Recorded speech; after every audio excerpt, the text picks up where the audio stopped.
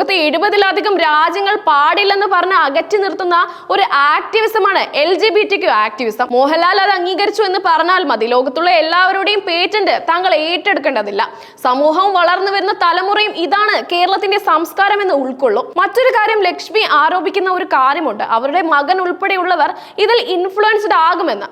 എന്നാൽ ആ പരാമർശത്തിനെതിരെ വ്യാപക പ്രതിഷേധമാണ് ഹൗസിൽ അരങ്ങേറുന്നത്.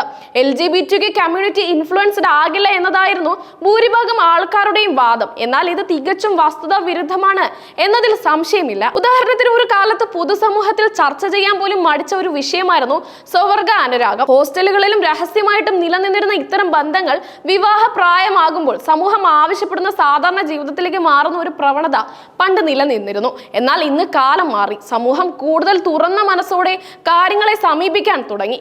താൻ സുവർണ അനുരാഗിയാണെന്ന് ഒരു മടിയുമില്ലാതെ തുറന്നു പറയാൻ ഇന്നത്തെ തലമുറ തയ്യാറാകുന്നു. അത് തുറന്നു പറയുന്നതിൽ യാതൊരു ഉളുപ്പുമില്ലാതെയായി. അതൊരു നാണവുമില്ലാതെ അംഗീകരിക്കാനും സമൂഹത്തിന് കഴിയുന്നു. അത്തരത്തിലുള്ള ഒരു അവസ്ഥയിലേക്ക് സമൂഹം ഇന്ന് അധപ്പതിച്ചു എന്നതാണ് വാസ്തവം. ഇതിനെ